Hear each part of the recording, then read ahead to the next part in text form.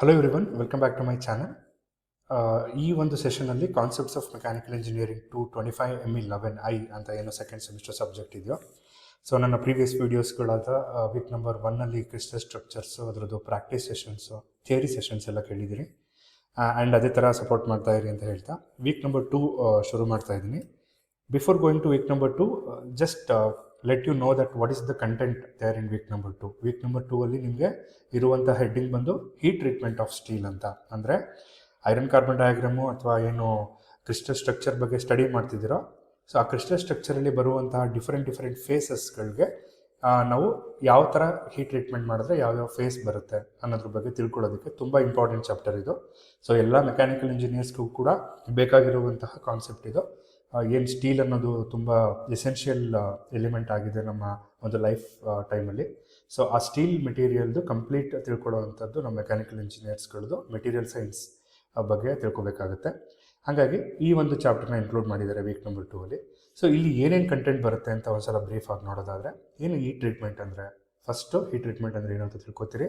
ಯಾಕೆ heat treatment ಮಾಡಬೇಕು? ಡೈರೆಕ್ಟಾಗಿ ಸ್ಟೀಲ್ನ ಮ್ಯಾನುಫ್ಯಾಕ್ಚರಿಂಗ್ ಮಾಡಿ ಅದನ್ನೇ ಡೈರೆಕ್ಟಾಗಿ ಯೂಸ್ ಮಾಡ್ಬೋದಲ್ಲ. ಹೀಟ್ ಟ್ರೀಟ್ಮೆಂಟ್ ಅಂದರೆ ಹಂಗಂದ್ರೆ ಏನು? ಹೀಟ್ನ ಕೊಟ್ಟು ಆ ಸ್ಟೀಲ್ನ ಟ್ರೀಟ್ ಮಾಡ್ತೀವಿ. ಜಸ್ಟ್ ಲೈಕ್ ಟ್ರೀಟ್ಮೆಂಟ್ ಅಂತ ಏನು ಕರಿತೀವಲ್ಲ, ನಮಗೆ ಬೇಕಾಗಿರೋ ರೀತಿಲಿ ಅದಕ್ಕೆ ತಯಾರಿಸ್ಕೊಡೋದು ಅಂತ, ಅದಕ್ಕೆ ಹೀಟ್ ಟ್ರೀಟ್ಮೆಂಟ್ ಅಂತ ಕರಿತೀವಿ.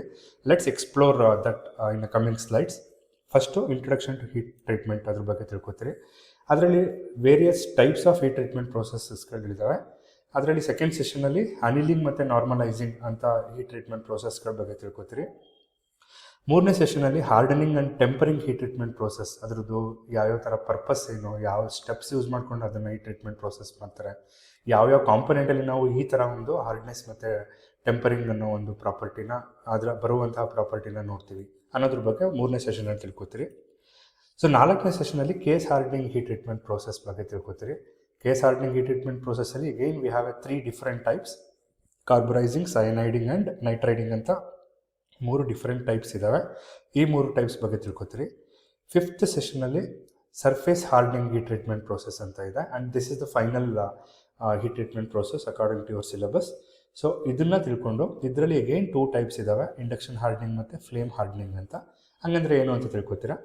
ಸೊ ಲಾಸ್ಟ್ ಸೆಷನ್ನಲ್ಲಿ ಪ್ರಾಕ್ಟೀಸ್, ಆ್ಯಸ್ ಯೂಶುವಲ್ ನಿಮಗೆ ಆ್ಯಕ್ಟಿವಿಟಿ ಅಥವಾ ಪ್ರಾಕ್ಟೀಸ್ ಇದ್ದೇ ಇರುತ್ತೆ. Since it is an integrated course, you should do some practical exercises or you can do some activity. So ಹಂಗಿರೋದ್ರಿಂದ ಆ ಪ್ರಾಕ್ಟೀಸಲ್ಲಿ ಇಲ್ಲಿ ಏನು ಆ್ಯಕ್ಟಿವಿಟಿ ಮಾಡೋಕ್ಕಾಗದೇ ಇರೋದ್ರಿಂದ, because we need lot of furnaces ಆ ಥರದ್ದೆಲ್ಲ ಬೇಕಾಗಿರೋದ್ರಿಂದ, ವಿ ಜಸ್ಟ್ ಏನು check the hardness before and after heat treatment ಅನ್ನೋದೊಂದು ಎಕ್ಸಸೈಸ್ನ ಇನ್ಕ್ಲೂಡ್ ಮಾಡಿದ್ದಾರೆ ಸಿಲೆಬಸ್ಸಲ್ಲಿ. ಹಾಗಾಗಿ ಇಷ್ಟು ಸೆಷನ್ಸಲ್ಲಿ ನೀವು ಹೀಟ್ ಟ್ರೀಟ್ಮೆಂಟ್ ಬಗ್ಗೆ ಕಂಪ್ಲೀಟಾಗಿ ತಿಳ್ಕೊತೀರ. ಸೊ ಈ ಒಂದು ಸೆಷನಲ್ಲಿ ಇಂಟ್ರೊಡಕ್ಷನ್ ಟು ಹೀಟ್ ಟ್ರೀಟ್ಮೆಂಟ್ ಶುರು ಮಾಡ್ತಾ ಇದ್ದೀನಿ. First of all, what you mean by heat treatment? Heat treatment ಅಂದರೆ ಏನು? And this is very important definition that every mechanical engineer should know. Heat treatment ಅಥವಾ ಆಫ್ ಮೆಟಲ್ಸ್ ಅಥವಾ steel, usually ನಾವು ಜಾಸ್ತಿ ಸ್ಟೀಲ್ಗೆ ಯೂಸ್ ಮಾಡೋದ್ರಿಂದ ನಾವು ಹೆಡ್ಡಿಂಗ್ನ ಹೀಟ್ ಟ್ರೀಟ್ಮೆಂಟ್ ಆಫ್ ಸ್ಟೀಲ್ ಅಂತ ಕೊಟ್ಟಿದ್ದು. ಬಟ್ ಹೀಟ್ ಟ್ರೀಟ್ಮೆಂಟ್ನ ಮೆಜಾರಿಟಿ ಆಫ್ ದ ಮೆಟಲ್ಸ್ಗೆ ನಾವು ಮಾಡೋದ್ರಿಂದ ಹೀಟ್ ಟ್ರೀಟ್ಮೆಂಟ್ ಆಫ್ ಮೆಟಲ್ಸ್ ಅಂತಲೇ ಕರೆಯೋಣ. ಹೀಟ್ ಟ್ರೀಟ್ಮೆಂಟ್ ಆಫ್ ಮೆಟಲ್ ಅಂದರೆ it is an operation or combination of operations. ಇದು ಒಂದು ಆಪರೇಷನ್ ಅಥವಾ ಕಾಂಬಿನೇಷನ್ ಆಫ್ ಆಪರೇಷನ್. ಇಲ್ಲಿ ಏನೇನಿರುತ್ತೆ?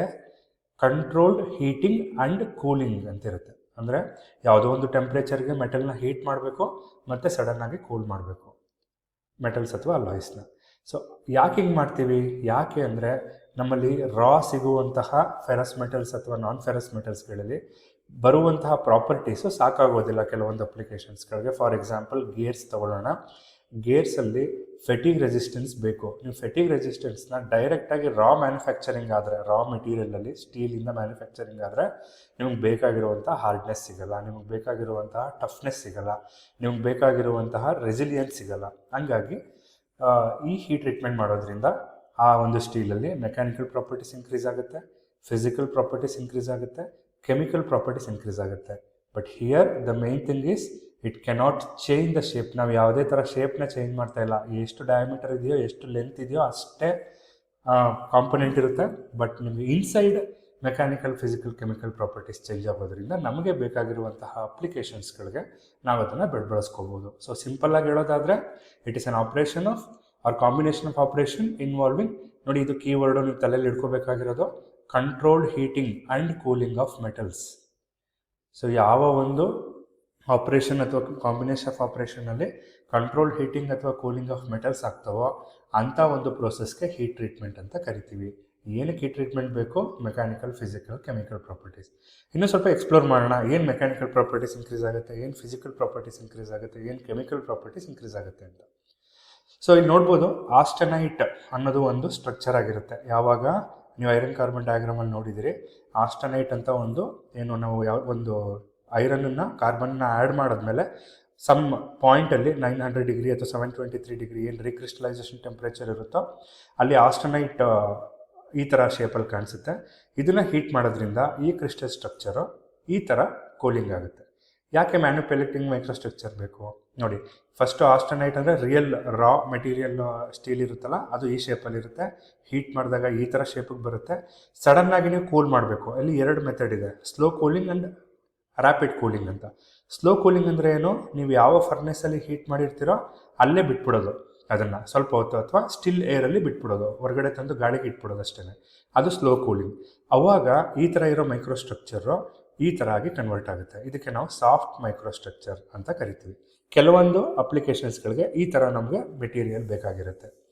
ಕೆಲವೊಂದು ಅಪ್ಲಿಕೇಶನ್ಗೆ ನಿಮಗೆ ಸಡನ್ನಾಗಿ ಹೀಟ್ ಮಾಡಿ ರ್ಯಾಪಿಡಾಗಿ ಕೂಲ್ ಮಾಡಿದ್ರೆ, ರ್ಯಾಪಿಡ್ ಕೂಲಿಂಗ್ ಅಂದರೆ ಸಡನ್ನಾಗಿ ನೀರೊಳಗಡೆನೋ ಆಯಿಲ್ ಒಳಗಡೆನೋ ಅಜ್ಜಿ ಬಿಡೋದು. ನಾವು ಹಳ್ಳಿಗಳ ಕಡೆ ನೋಡಿರ್ತೀವಲ್ಲ, ಕುಡುಗೋಲು ಅಥವಾ ಏನೋ ಮಚ್ಚ ಅಥವಾ ಅದನ್ನೆಲ್ಲ ತಟ್ಟಬೇಕಾದ್ರೆ ಬಿಸಿ ಮಾಡಿ ಅದನ್ನು ಸರಿಯಾದ ಶೇಪಿಗೆ ತಂದು ಸಡನ್ನಾಗಿ ನೀರೊಳಗಡೆ ಹಾಕ್ತಾಯಿದ್ರು. ಆಗ ಹಾರ್ಡ್ ಆಗ್ತಾಯಿತ್ತು ಅದು. ಸೊ ಅದಕ್ಕೆ ನಾವು ಕ್ವೆಂಚಿಂಗ್ ಅಂತಲೂ ಕರಿತೀವಿ. ರ್ಯಾಪಿಡ್ ಕೂಲಿಂಗ್ ಅಥವಾ ಕ್ವೆಂಚಿಂಗ್ ಆಗೋದ್ರಿಂದ ಈ ಥರ ಮೈಕ್ರೋಸ್ಟ್ರಕ್ಚರ್ ಬರುತ್ತೆ. So this is a history ಅಥವಾ core principle behind heat treatment of metals. So ಎರಡೂ ಡಿಫ್ರೆಂಟ್ ಸೇಮ್ ಮೆಟೀರಿಯಲ್ಲೇ, ಬಟ್ ಹೀಟ್ ಮಾಡಿದ್ದೀವಿ, ಅದನ್ನು ಸಡನ್ನಾಗಿ ಕೂಲ್ ಮಾಡ್ತಿದ್ದೀವಿ. ಕೂಲ್ ಮಾಡಬೇಕಾದ್ರೆ 2 ಥರ ಕೂಲಿಂಗ್ ಮೆಥಡ್ ಅಪ್ಲೈ ಮಾಡ್ತಿದ್ದೀವಿ, ಒಂದು ಸ್ಲೋ ಕೂಲಿಂಗ್, ಒಂದು ರ್ಯಾಪಿಡ್ ಕೂಲಿಂಗು. ಎರಡರಲ್ಲೂ ನಮಗೆ ಡಿಫ್ರೆಂಟ್ ಕ್ರಿಸ್ಟಲ್ ಸ್ಟ್ರಕ್ಚರ್ ಒಪ್ಟೈನ್ ಆಗುತ್ತೆ. ಎರಡೂ ಕೂಡ ಡಿಫ್ರೆಂಟ್ ಪ್ರಾಪರ್ಟೀಸ್ನ ಒಳಗೊಂಡಿರುತ್ತೆ. ಹಾಗಾಗಿ ಹೀಟ್ ಟ್ರೀಟ್ಮೆಂಟ್ ಅನ್ನೋದು ತುಂಬ important concept for mechanical engineers to select a particular steel ಅಥವಾ particular heat treated steel for a particular application. ಯಾವುದು ಬೇಕು ಅನ್ನೋದನ್ನು ಸೆಲೆಕ್ಟ್ ಮಾಡೋಕ್ಕೆ ನಮಗೆ ತುಂಬ ಹೆಲ್ಪ್ಫುಲ್ ಆಗಿದೆ. ಸೊ ಇಲ್ಲಿ ಮಾರ್ಟೆನ್ಸೈಟ್, ಆಸ್ಟನೈಟ್ ಅಂತೆಲ್ಲ ಇದೆ. So this is related to iron carbon diagram. So ಇಲ್ಲಿ ಸ್ಲೋ ಕೂಲಿಂಗ್ ಆದಾಗ ಏನಾಗುತ್ತೆ, ರ್ಯಾಪಿಡ್ ಕೂಲಿಂಗ್ ಆದಾಗ ಏನಾಗುತ್ತೆ ಅಂತ ಜಸ್ಟ್ ಅದನ್ನು ಹೇಳಿದ್ದೀನಿ ಇವಾಗ. ಸೊ ನೆಕ್ಸ್ಟು ಏನಕ್ಕೆ ಹೀಟ್ ಟ್ರೀಟ್ಮೆಂಟ್ ಮಾಡಬೇಕು? ಇವಾಗ ತಾನೇ ನೀವು ಸ್ಟೇಟ್ಮೆಂಟಲ್ಲಿ ತಿಳ್ಕೊಂಡ್ರೆ, ಹೀಟ್ ಟ್ರೀಟ್ಮೆಂಟ್ ಮಾಡೋದ್ರಿಂದ ಮೆಕ್ಯಾನಿಕಲ್ ಪ್ರಾಪರ್ಟೀಸ್ ಇನ್ಕ್ರೀಸ್ ಆಗುತ್ತೆ, ಅಂದರೆ ಇಂಪ್ರೂವ್ ಆಗುತ್ತೆ, ಕೆಮಿಕಲ್ ಪ್ರಾಪರ್ಟೀಸ್ ಇಂಪ್ರೂವ್ ಆಗುತ್ತೆ, ಫಿಸಿಕಲ್ ಪ್ರಾಪರ್ಟೀಸ್ ಇಂಪ್ರೂವ್ ಆಗುತ್ತೆ. ಏನಂಗಂದರೆ ಒಂದೊಂದಾಗಿ ಬರೋಣ ನೋಡಿ. To relieve internal stresses caused by cold or hot working. Internal stresses ಅನ್ನೋದು ತುಂಬ ಇಂಪಾರ್ಟೆಂಟು. ಈಗ ಫಾರ್ ಎಕ್ಸಾಂಪಲ್ಲು ನೀವು ಸ್ಟೀಲ್ನ ತೊಗೊಂಡು ಒಂದು ಪ್ಲೇಟಾಗಿ ಕನ್ವರ್ಟ್ ಮಾಡ್ತಾ ಇರ್ತೀರ. ಆವಾಗ ನೀವು ಬಿಸಿ ಮಾಡಿ ಅದನ್ನು ತಟ್ಟಬೇಕಾಗುತ್ತೆ. ಸೊ ಆವಾಗ ಮಾಡಿದಾಗ ನಿಮಗೆ ಹಾಟ್ ವರ್ಕಿಂಗ್ ಪ್ರೋಸೆಸ್ ಅಂತ ಕರಿತೀವಿ ಅದನ್ನು. ಅಥವಾ 2 ರೋಲರ್ಗಳ ಮಧ್ಯೆ ನೀವು ನಿಮಗೆ ಬೇಕಾಗಿರೋ ಶೇಪ್ಗೆ ವೈರೋ ಏನೋ ಒಂದು ಡ್ರಾ ಮಾಡೋದಕ್ಕೆ ಕೋಲ್ಡ್ ವರ್ಕಿಂಗ್ ಅಂತ ಕರಿತೀವಿ. ಸೊ ಇವೆರಡು ತುಂಬ ಇಂಪಾರ್ಟೆಂಟ್ ವರ್ಕಿಂಗ್ ಪ್ರೋಸೆಸಸ್ಗಳು. ಸೊ ಹಂಗೆ ಮಾಡಿದಾಗ ಇಂಟರ್ನಲ್ಲಿ ಸ್ಟೀಲ್ ಒಳಗಡೆ ಸ್ಟ್ರೆಸ್ಸಸ್ ಕ್ರಿಯೇಟ್ ಆಗಿರುತ್ತೆ. ಸ್ಟ್ರೆಸ್ಸಸ್ ಅಂದರೆ ನಿಮಗೆಲ್ಲ ಗೊತ್ತೇ ಇದೆ, ಇಂಟರ್ನಲ್ ಫೋರ್ಸ್ ಬೈ ಏರಿಯಾ ಅಂತ ಏನು ಕರಿತೀವಿ. ರೆಸಿಸ್ಟೆನ್ಸ್ ಟು ದ ಫೋರ್ಸ್ ಅನ್ನೋ ಪರ್ಟಿಕ್ಯುಲರ್ ಏರಿಯಾ ಅನ್ನೋದಕ್ಕೆ ಸ್ಟ್ರೆಸ್ ಅಂತ ಕರಿತೀವಿ. ಈ ಇಂಟರ್ನಲ್ ಸ್ಟ್ರೆಸ್ಸಸ್ಸು ಡೆವಲಪ್ ಆಗಿರೋದ್ರಿಂದ ಅದು ಯಾವ ಟೈಮಲ್ಲಾದರೂ ಕ್ರ್ಯಾಕ್ ಫಾರ್ಮೇಷನ್ ಆಗ್ಬೋದು, ಯಾವ ಟೈಮಲ್ಲಾದರೂ ಬ್ರೇಕ್ ಆಗ್ಬೋದು. So that situation is not necessary, ಅಥವಾ ನಮಗೆ ಬೇಕಾಗಿರೋಂಥ ಸಿಚುವೇಶನ್ ಅಲ್ಲ. ಸೊ ಅದಕ್ಕೆ ನಾವೇನು ಮಾಡ್ತೀವಿ, ಆ ಕಂಪ್ಲೀಟ್ ಏನು ಹಾರ್ಡ್ ವರ್ಕಿಂಗ್ ಕೋಲ್ಡ್ ವರ್ಕಿಂಗ್ ಮಾಡಿರ್ತಾರೋ ಅದನ್ನು ತಂದು ಹೀಟ್ ಟ್ರೀಟ್ಮೆಂಟ್ ಮಾಡೋದ್ರಿಂದ ಆ ಇಂಟರ್ನಲ್ ಸ್ಟ್ರೆಸ್ಸಸ್ಸು ರಿಲೀವ್ ಆಗುತ್ತೆ. ಅಂದರೆ ಒರಿಜಿನಲ್ ಫಿಸಿಕಲ್ ಪ್ರಾಪರ್ಟಿಗೆ ಬಂದು ಸೇರುತ್ತೆ. ಆವಾಗ ಯಾವುದೇ ಥರ ಡಿಫೆಕ್ಟ್ಸು ಬರೋದಿಲ್ಲ. To soft the metal. So hard ಆಗಿರೋ ಮೆಟಲ್ಲು ತುಂಬ ಹಾರ್ಡ್ ಆಗಿದ್ರೂ ಕಷ್ಟನೇ, ಬ್ರಿಟಲ್ನೆಸ್ ಜಾಸ್ತಿ ಆಗಿಬಿಡುತ್ತೆ. ಅದನ್ನು ಸಾಫ್ಟ್ ಮಾಡಬೇಕು ಅಂದರೆ again you need a heat treatment. Surface hardness ಜಾಸ್ತಿ ಬೇಕು ಕೆಲವೊಂದು ಅಪ್ಲಿಕೇಶನ್ಸ್ಗಳಿಗೆ. ಒಳಗಡೆ ಸಾಫ್ಟ್ ಇರಬೇಕು ಬಟ್ ಮೇಲ್ಗಡೆ ಹಾರ್ಡ್ ಇರಬೇಕು. ಅಂಥ ಒಂದು ಕೇಸಸ್ಸಲ್ಲಿ ಕೇಸ್ ಹಾರ್ಡ್ನಿಂಗ್ ಅಥವಾ ಸರ್ಫೇಸ್ ಹಾರ್ಡ್ನಿಂಗ್ ಅಂತ ಕರಿತೀವಿ ಏನು ಹೀಟ್ ಟ್ರೀಟ್ಮೆಂಟ್ ಪ್ರೋಸೆಸ್ನ. ಸೊ ಅಲ್ಲಿ ಸರ್ಫೇಸ್ ಹಾರ್ಡ್ನೆಸ್ ನಮಗೆ ತುಂಬ ಇಂಪಾರ್ಟೆಂಟ್ ಪ್ರಾಪರ್ಟಿ ಆಗಿರೋದ್ರಿಂದ ಅದನ್ನು ಇಂಪ್ರೂವ್ ಮಾಡೋದಕ್ಕೆ ಹೀಟ್ ಟ್ರೀಟ್ಮೆಂಟ್ ಬೇಕು. ನೀವು ನೀಟಾಗಿ ಮೆಷಿನಬಿಲಿಟಿ ಅಥವಾ ಏನು ಮೆಷಿನಿಂಗ್ ಮಾಡೋದಕ್ಕೆ drilling machine, lathe, milling machine ಅಲ್ಲೆಲ್ಲ ನಿಮಗೆ ಈ ಟ್ರೀಟ್ಮೆಂಟ್ ಪ್ರೋಸೆಸ್ ಬೇಕು. ಒಳಗಡೆ ಇರುವಂಥ ಗ್ರೈನ್ ಸ್ಟ್ರಕ್ಚರು ಸರಿಯಾಗಿ ಫಾರ್ಮೇಷನ್ ಆಗಲಿ. ಈಗ ತಾನೇ ನೋಡಿದ್ರಿ. So we have lot of structures here. ಎಲ್ಲ ಏನು ಒಳಗಡೆ ಇರುವಂಥ ಸ್ಟ್ರಕ್ಚರು ನೀಟಾಗಿ ರಿಫೈನ್ ಆಗಲಿ ಅಂದರೆ ಸೇಮ್ ಸೈಜ್ಗೆ ಬರಲಿ, ಅಥವಾ ಯಾವುದೇ ಥರ ಸ್ಲಿಪ್ ಅಥವಾ ವೇಕೆನ್ಸಿ ಕ್ರಿಯೇಟ್ ಆಗ್ದೇ ಇರಲಿ. ಸೊ ಆ ಒಂದು ಇದಕ್ಕೆ ಗ್ರೈನ್ ಸ್ಟ್ರಕ್ಚರ್ ಅಂತ ಕರಿತೀವಿ. ಇದನ್ನು ರಿಫೈನ್ ಮಾಡೋದಕ್ಕೆ ಹೀಟ್ ಟ್ರೀಟ್ಮೆಂಟ್ ಬೇಕು. ಇನ್ನು mechanical properties like tensile strength, ductility, shock resistance, ಈ ಎಲ್ಲ ಪ್ರಾಪರ್ಟೀಸ್ ಇಂಪ್ರೂವ್ ಆಗೋದಕ್ಕೆ ಹೀಟ್ ಟ್ರೀಟ್ಮೆಂಟ್ ಬೇಕು. ಎಲೆಕ್ಟ್ರಿಕಲ್ ಮತ್ತು ಮ್ಯಾಗ್ನೆಟಿಕ್ ಪ್ರಾಪರ್ಟೀಸ್ನ ಇನ್ಕ್ರೀಸ್ ಮಾಡೋದಕ್ಕೆ ಹೀಟ್ ಟ್ರೀಟ್ಮೆಂಟ್ ಬೇಕು. ಮತ್ತು ಸವೆತನ ಅಥವಾ ಹೀಟ್ನ ಅಥವಾ ಕರೋಷನ್ನ ರೆಸಿಸ್ಟ್ ಮಾಡೋದಕ್ಕೆ ಹೀಟ್ ಟ್ರೀಟ್ಮೆಂಟ್ ಬೇಕು. ಸೊ ಇಷ್ಟೆಲ್ಲ ಉಪಯೋಗ ಇರಬೇಕಾದ್ರೆ ನಾವು ಅದಕ್ಕೆ ಸ್ಟೀಲ್ನ ಅಥವಾ ಯಾವುದೇ ಮೆಟಲ್ಸ್ನ ನಾವೇನು ಮಾಡ್ತೀವಿ, ಹೀಟ್ ಟ್ರೀಟ್ ಮಾಡಿ ಆಮೇಲೆ ಯೂಸ್ ಮಾಡ್ತೀವಿ ಬೇಕಾಗಿರುವಂಥ ಅಪ್ಲಿಕೇಶನ್ಸ್ಗೆ. ಸೊ ಇದು ತುಂಬ important purpose of heat treatment. You should study this for your examination point of view as well as your knowledge point of view. You can see some image here. Mechanical properties increase ಆದರೆ ಏನೇನಾಗುತ್ತೆ ಅಂತ ಗೊತ್ತಿರುತ್ತೆ ನಿಮಗೆ. Soft ಆದರೆ ನೀವು ಯಾವ ಥರನಾದ್ರೂ bend ಮಾಡ್ಬೋದು. ಸ್ಟ್ರೆಸ್ಸಸ್ಸು relieve ಆದರೆ ಲಾಂಗ್ ಲೈಫ್ ಬರುತ್ತೆ. ಎಲೆಕ್ಟ್ರಿಕಲ್ ಮ್ಯಾಗ್ನೆಟಿಕ್ ಪ್ರಾಪರ್ಟೀಸ್ ಇನ್ಕ್ರೀಸ್ ಆದರೆ ನಮಗೆ ಬೇಕಾಗಿರೋ ಅಪ್ಲಿಕೇಶನ್ಸ್ಗೆ ಯೂಸ್ ಮಾಡ್ಬೋದು. ವೇರ್ ಅಥವಾ ಅಬ್ರೇಷನ್ ರೆಸಿಸ್ಟೆನ್ಸ್ ಆದರೆ ಬೇಗ ಸವಿಯೋದಿಲ್ಲ, ನೀಟಾಗಿ ಮೆಷಿನಿಂಗ್ ಮಾಡ್ಬೋದು. ಸರ್ಫೇಸ್ ಹಾರ್ಡ್ನೆಸ್ ಜಾಸ್ತಿ ಬಂದರೆ ಲೈಫ್ ಲಾಂಗ್ ಅಥವಾ ತುಂಬ ಏನೋ ಅದ್ರದ್ದು ಮೆಟೀರಿಯಲ್ದು ಲೈಫ್ ಲಾಂಗ್ ಆಗಿ ತೊಗೋಬೋದು. ಹೀಟ್ನ ರೆಸಿಸ್ಟ್ ಮಾಡುವಂಥ ಗುಣ, ಈ ಕ್ರಿಸ್ಟಲ್ ಸ್ಟ್ರಕ್ಚರ್ ಅಥವಾ ಗ್ರೈನ್ ಸ್ಟ್ರಕ್ಚರ್ನ ಇಂಪ್ರೂವ್ ಮಾಡೋ ಗುಣಲಕ್ಷಣ, ಕರೋಷನ್ನ ಅಥವಾ ರಸ್ಟನ್ನು ತಡೆಯುವಂತಹ ಗುಣಲಕ್ಷಣ. ಇಷ್ಟು ಪ್ರಾಪರ್ಟೀಸ್ ಇನ್ಕ್ರೀಸ್ ಆಗುತ್ತೆ ಹೀಟ್ ಟ್ರೀಟ್ಮೆಂಟ್ ಮಾಡೋದ್ರಿಂದ. ಇನ್ನು ಈ ಟ್ರೀಟ್ಮೆಂಟ್ ಹೆಂಗೆ ಮಾಡ್ತಾರೆ? You can see some diagram here. First ಒಂದು ಫರ್ನೆಸ್ ಇರುತ್ತೆ. ಫರ್ನೆಸ್ ಒಳಗಡೆ ಕ್ರಿಟಿಕಲ್ ಟೆಂಪ್ರೇಚರ್ ಅಂತ ಏನು ನಾವು ಲಾಸ್ಟ್ ಪ್ರಾಕ್ಟೀಸ್ ಅಥವಾ ಆ್ಯಕ್ಟಿವಿಟಿಲಿ ನೋಡಿದ್ವಿ, ಆ ಕ್ರಿಟಿಕಲ್ ಟೆಂಪ್ರೇಚರ್ಗೆ ಹೀಟ್ ಮಾಡ್ತಾರೆ ಸ್ಟೀಲ್ ಅಥವಾ ಮೆಟಲ್ನ. ಆಮೇಲೆ ಅದನ್ನು ಅಲ್ಲೇ ಸ್ವಲ್ಪ ಹೊತ್ತು ಬಿಡ್ತಾರೆ, ಯಾಕೆಂದರೆ ಒಳಗಡೆ ಇರೋ ಕ್ರಿಸ್ಟಲ್ ಸ್ಟ್ರಕ್ಚರು ನೀಟಾಗಿ ಫಾರ್ಮೇಷನ್ ಆಗಲಿ ಅಂತ. ಆಮೇಲೆ ಕೂಲಿಂಗ್ ಮಾಡ್ತಾರೆ. ಸೊ ಕಂಟ್ರೋಲ್ಡ್ ಕೂಲಿಂಗ್, ನಿಮ್ಗೆ ಯಾವ ಥರ ಕೂಲಿಂಗ್ ಬೇಕು ಆ ಥರ ಕೂಲಿಂಗ್ ಮಾಡಬೇಕು. ಏರ್ ಕೂಲಿಂಗಾ, ವಾಟರ್ ಕೂಲಿಂಗಾ ಅಥವಾ ಆಯಿಲ್ ಕೂಲಿಂಗಾ ನೋಡ್ಕೋಬೇಕು. So there are 3 process here: heating, holding and controlled cooling. ಈ 3 ಪ್ರೋಸೆಸ್ನ ಅರ್ಥ ಮಾಡ್ಕೋಬೇಕು. Coming to the classification of heat treatment process. So as I said in the outline, we have generally 6 major heat treatment processes: annealing, normalizing, hardening, tempering, case hardening and surface hardening. ಇದೆಲ್ಲ ನೀವು ಹೆಸರನ್ನ ತಿಳ್ಕೊಂಡಿರಬೇಕು. ಇಡೀ syllabus, second week syllabus ಪೂರ್ತಿ ಇದ್ರ ಬಗ್ಗೆನೇ ತಿಳ್ಕೊಳ್ಳೋದ್ರಿಂದ ಪ್ರತಿಯೊಂದು ತುಂಬ ಇಂಪಾರ್ಟೆಂಟ್ ಆಗಿರುತ್ತೆ. ಅನಿಲಿಂಗ್ ಏನಕ್ಕೆ ಮಾಡ್ತಾರೆ? ಡಕ್ಟಿಲಿಟಿನ ಇನ್ಕ್ರೀಸ್ ಮಾಡೋದಕ್ಕೆ, ಹಾರ್ಡ್ನೆಸ್ನ ಕಡಿಮೆ ಮಾಡೋದಕ್ಕೆ. ನಾರ್ಮಲೈಸಿಂಗ್ ಏನಕ್ಕೆ ಮಾಡ್ತಾರೆ? ಮೆಷಿನಬಿಲಿಟಿನ ಜಾಸ್ತಿ ಮಾಡೋದಕ್ಕೆ, ಆ ರಿಫೈನ್ ಗ್ರೈನ್ಸನ್ನು ರಿಫೈನ್ ಮಾಡೋದಕ್ಕೆ. Hardening as the name indicates, ಹಾರ್ಡ್ನೆಸ್ನ ಇನ್ಕ್ರೀಸ್ ಮಾಡೋದಕ್ಕೆ ಯೂಸ್ ಮಾಡ್ತಾರೆ. ಟೆಂಪರಿಂಗ್ ಅಂತ ಹೇಳಿದ್ರೆ ಆಲ್ರೆಡಿ ಹಾರ್ಡ್ ಆಗಿರುವಂತಹ ಒಂದು ಸ್ಟೀಲನ್ನು ಬ್ರಿಟಲ್ನೆಸ್ನ ಕಡಿಮೆ ಮಾಡೋದಕ್ಕೆ ಯೂಸ್ ಮಾಡ್ತಾರೆ.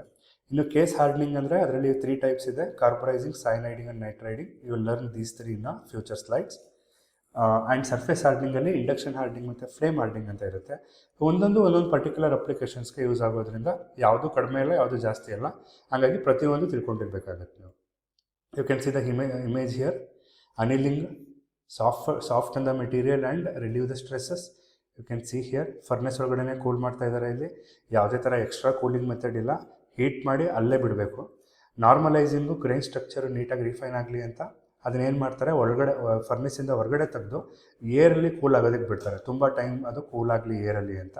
ಕೆಲವೊಂದು ಅಪ್ಲಿಕೇಶನ್ಸ್ ಇನ್ಕ್ರೀಸ್ ಆಗುತ್ತೆ. ಹಾರ್ಡನಿಂಗ್ ಏನಕ್ಕೆ ಮಾಡ್ತಾರೆ? ಅಗೇನ್ ಹಾರ್ಡ್ನೆಸ್ನ ಇನ್ಕ್ರೀಸ್ ಮಾಡೋದಕ್ಕೆ, ಸ್ಟ್ರೆಂತ್ನ ಇನ್ಕ್ರೀಸ್ ಮಾಡೋದಕ್ಕೆ. ಇಲ್ಲಿ ಯಾವ ಥರ ಕೂಲ್ ಮಾಡ್ತಾರೆ ಹೀಟ್ ಆದಮೇಲೆ? ರ್ಯಾಪಿಡ್ ಕೂಲಿಂಗ್ ಅಥವಾ ಕ್ವೆಂಚಿಂಗ್, ಏನೋ ಆಯಿಲ್ ಅಥವಾ ಏನು ವಾಟರ್ ಅಂತ ಕರಿತೀವಿ ಅದರೊಳಗಡೆ ಅದ್ದುತ್ತಾರೆ. ಸೊ ಟೆಂಪರಿಂಗ್ ಏನಕ್ಕೆ ಮಾಡ್ತಾರೆ? ಆಲ್ರೆಡಿ ಹಾರ್ಡ್ ಆಗಿರೋವಂಥ ಸ್ಟೀಲ್ನ ಬ್ರಿಟಲ್ನೆಸ್ಸು ಕಡಿಮೆ ಆಗಬಾರ್ದು, ಹಾಗಾಗಿ ಅದಕ್ಕೆ ನಾವು ಟೆಂಪರಿಂಗ್ನ ಮಾಡ್ತೀವಿ. ಟಫ್ನೆಸ್ನ ಜಾಸ್ತಿ ಆ್ಯಡ್ ಮಾಡೋದಕ್ಕೋಸ್ಕರ ನಾವು ಅದನ್ನು ಆ್ಯಡ್ ಮಾಡ್ತೀವಿ. ಇನ್ನು ಕೇಸ್ ಹಾರ್ಡನಿಂಗ್ ಅಂತ ಏನಕ್ಕೆ ಯೂಸ್ ಮಾಡ್ತೀವಿ? ವೇರ್ ರೆಸಿಸ್ಟೆನ್ಸ್ ಆಗೋ ಸರ್ಫೇಸ್ ಬೇಕು ಅನ್ನೋಕ್ಕೋಸ್ಕರ. ಸೊ ನೀವು ನೋಡ್ಬೋದು, ನೀವು ಒಳಗಡೆ ಟಫ್ ಆಗಿರುತ್ತೆ, ಮೇಲ್ಗಡೆ ಹಾರ್ಡ್ ಆಗಿರುತ್ತೆ. ಸೊ ಕಂಪ್ಲೀಟ್ ಒಂದೇ ಕಾಂಪೊನೆಂಟು, ಇನ್ಸೈಡ್ ಆ್ಯಂಡ್ ಔಟ್ಸೈಡ್ ಎರಡೂ ಕೂಡ ಡಿಫ್ರೆಂಟ್ ಪ್ರಾಪರ್ಟೀಸ್ ಇನ್ಕ್ರೀಸ್ ಆಗೋದ್ರಿಂದ ಇದು ಕೂಡ ತುಂಬ ಇಂಪಾರ್ಟೆಂಟ್ ಪ್ರಾಪರ್ಟಿ ಆಗಿರುತ್ತೆ. ಸೊ ಯಾವ ಪ್ರೋಸೆಸ್ಸು ಯಾವ ಅಪ್ಲಿಕೇಶನ್ಗೆ ಬೇಕು ಅನ್ನೋದು ನಮಗೆ ಆ್ಯಸ್ ಆನ್ ಮೆಕ್ಯಾನಿಕಲ್ ಇಂಜಿನಿಯರ್ ನಿಮ್ಗೆ ಗೊತ್ತಿರಬೇಕಾಗತ್ತೆ. ಮ್ಯಾಕ್ಸಿಮಮ್ ಮೆಷಿನಿಂಗ್ ಬೇಕಾ ನಿಮಗೆ, ಮೆಷಿನಬಿಲಿಟಿ ಬೇಕಾ? Go for annealing. Structure normalise ಆಗಬೇಕಾ ಅಥವಾ ಗ್ರೈನ್ ಸ್ಟ್ರಕ್ಚರ್ ರಿಫೈನ್ ಆಗಬೇಕಾ? Go with normalising. Maximum hardness ಬೇಕಾ? ಹಾರ್ಡನಿಂಗ್ ಮತ್ತು ಟೆಂಪರಿಂಗ್ ಎರಡೂ ಮಾಡಬೇಕು ಸೈಮಲ್ಟೇನಿಯಸ್ ಆಗಿ. ಸರ್ಫೇಸು ಡ್ಯೂರಬಲ್ ಆಗಿರಬೇಕು, ತುಂಬ ದಿನಗಳ ಕಾಲ ಬಳಕೆ ಬರಬೇಕು, ಒಳಗಡೆ ಟಫ್ ಆಗಿರಬೇಕು ಅವರು. ಅದಕ್ಕೆ ನಾವು ಕೇಸ್ ಹಾರ್ಡನಿಂಗ್ನ ಪ್ರಿಫರ್ ಮಾಡಬೇಕು. ಸೊ ಎಲ್ಲ ತುಂಬ ಇಂಪಾರ್ಟೆಂಟು, ನಿಮಗೆಲ್ಲ ಗೊತ್ತಿದೆ ಹಾರ್ಡ್ನೆಸ್ಸು, ಮೆಷಿನಬಿಲಿಟಿ ಅಂದರೆ ಏನು ಅಂತ. ಹಾಗಾಗಿ you can easily able to recall the knowledge. Whatever the questions they give, you can easily answer this. So ನಿಮ್ಗೆ ಏನಾದ್ರು ಡೌಟ್ ಇದ್ದರೆ you can leave a comment. Thanks for watching this video. Don't forget to like, comment, share and subscribe.